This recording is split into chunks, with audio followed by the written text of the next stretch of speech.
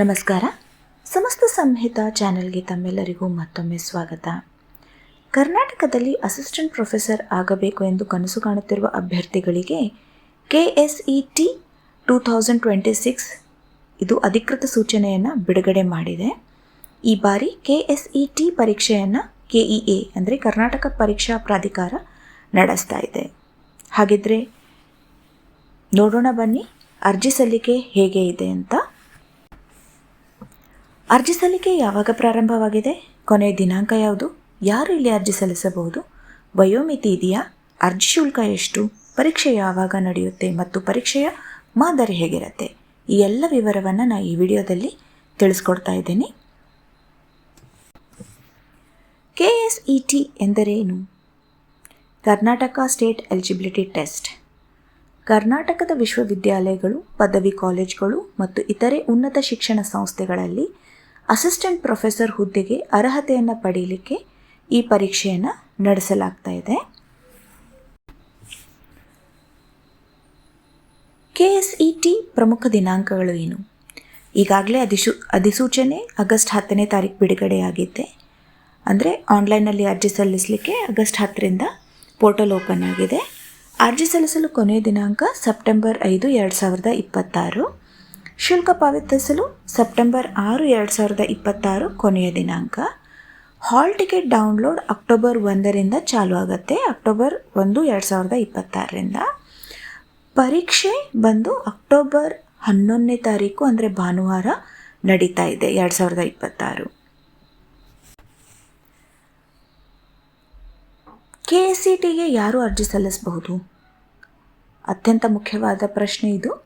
ಅಭ್ಯರ್ಥಿಯು ಮಾನ್ಯತೆ ಪಡೆದ ವಿಶ್ವವಿದ್ಯಾಲಯದಿಂದ ಮಾಸ್ಟರ್ಸ್ ಡಿಗ್ರಿ ಅಥವಾ ಸಮಾನ ಅರ್ಹತೆಯನ್ನು ಹೊಂದಿರಬೇಕು. ಜನರಲ್ ಕ್ಯಾಟಗರಿ ಅಭ್ಯರ್ಥಿಗಳಿಗೆ ಕನಿಷ್ಠ 55% ಅಷ್ಟು ಅಂಕವನ್ನು ಅಭ್ಯರ್ಥಿ ಪಡೆದಿರಬೇಕು. ಇನ್ನು SC, ST, OBC ಸೇರಿದಂತೆ ನಿಗದಿತ ಮೀಸಲು ವರ್ಗಗಳು ಅಂದರೆ PWD ಮತ್ತು ಟ್ರಾನ್ಸ್ಜೆಂಡರ್ ಅಭ್ಯರ್ಥಿಗಳಿಗೆ ಕನಿಷ್ಠ 50% ಅಷ್ಟು ಅಂಕವನ್ನು ಅವರು ಗಳಿಸಿರಬೇಕು. ಇಲ್ಲಿ ಫೈನಲ್ ಇಯರ್ ಅಥವಾ ಫೈನಲ್ ಸೆಮಿಸ್ಟರ್ಸ್ ಮಾಸ್ಟರ್ ಡಿಗ್ರಿ ಓದುತ್ತಿರುವ ವಿದ್ಯಾರ್ಥಿಗಳಿಗೂ ಅಧಿಸೂಚನೆಯಲ್ಲಿ ನೀಡಿರುವಂತೆ ಷರತ್ತುಗಳನ್ನು ಅನ್ವಯಿಸಿ ಅರ್ಜಿಯನ್ನು ಸಲ್ಲಿಸಲು ಅವಕಾಶ ಇದೆ.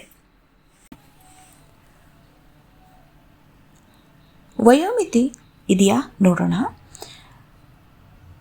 ಇಲ್ಲಿ ಅಪ್ಪರ್ ಏಜ್ ಲಿಮಿಟ್ ಇರುವುದಿಲ್ಲ. ಗರಿಷ್ಠ ವಯಸ್ಸಿನ ಮಿತಿ ಇಲ್ಲಿ ಯಾರಿಗೂ ಇರೋದಿಲ್ಲ. ಅರ್ಜಿ ಶುಲ್ಕ ಯಾರಿಗೆ ಎಷ್ಟು ನೋಡೋಣ. General category 2A, 2B, 3A, 3B ಮತ್ತು ಇತರೆ ರಾಜ್ಯದ ಅಭ್ಯರ್ಥಿಗಳಿಗೆ 750 ರೂಪಾಯಿ ಇರುತ್ತೆ. ಮತ್ತು category 1 SCA, SCB, SCC, ST, PWD ಹಾಗೂ ಟ್ರಾನ್ಸ್ಜೆಂಡರ್ ಅಭ್ಯರ್ಥಿಗಳಿಗೆ ಶುಲ್ಕ 500 ರೂಪಾಯಿ ಇರುತ್ತೆ. ಪರೀಕ್ಷೆಯ ಮಾದರಿ ಹೇಗಿರುತ್ತೆ? ಇಲ್ಲಿ ಒಟ್ಟು 2 ಪೇಪರ್ ಇರುತ್ತೆ. ಪೇಪರ್ 1ನಲ್ಲಿ 50 ಪ್ರಶ್ನೆಗಳಿರುತ್ತೆ 100 ಮಾರ್ಕ್ಸ್ಗಳಿಗೆ.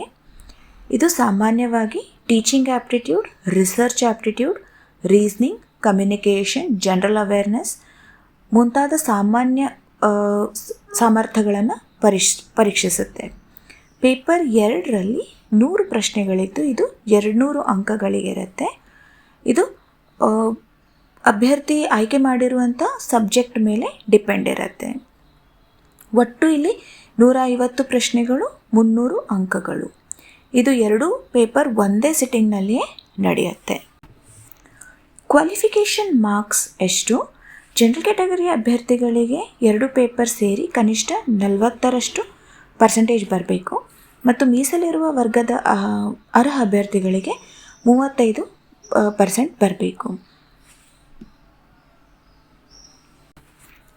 ಹಾಗಿದ್ರೆ ಈ ಪರೀಕ್ಷೆಗೆ ಅರ್ಜಿ ಸಲ್ಲಿಸೋದು ಹೇಗೆ ನೋಡೋಣ. ಇದು ಎಲ್ಲ ಅಪ್ಲಿಕೇಶನ್ ಪ್ರೊಸೆಸ್ ನಿಮಗೆ ಆನ್ಲೈನಲ್ಲೇ ಇದೆ. ವೆಬ್ಸೈಟ್ ಲಿಂಕನ್ನು ನಾನು ಡಿಸ್ಕ್ರಿಪ್ಷನ್ ಬಾಕ್ಸಲ್ಲಿ ಕೊಡ್ತೀನಿ. ಅದನ್ನು ಕ್ಲಿಕ್ ಮಾಡಿ ನೀವು ನಿಮ್ಮ personal detail, education qualification, category detail, subject selection, examination centre ಇದೆಲ್ಲ ಮಾಹಿತಿಯನ್ನು ನೀವು ಅಲ್ಲಿ ಹಾಕಿ ಅರ್ಜಿ ಶುಲ್ಕವನ್ನು ಪಾವತಿಸಿ ಅಪ್ಲಿಕೇಶನ್ನ ಸಬ್ಮಿಟ್ ಮಾಡ್ಬೋದು. ಇವತ್ತಿಗೆ ಇಷ್ಟೇ. ಇನ್ನೊಂದಿನ ಮತ್ತೊಂದು ಮಾಹಿತಿಯನ್ನು ನಿಮ್ಮೊಟ್ಟಿಗೆ ಹಂಚ್ಕೊಳ್ಳಿಕ್ಕೆ ಬರ್ತೇನೆ. ಧನ್ಯವಾದಗಳು. ನಮಸ್ಕಾರ.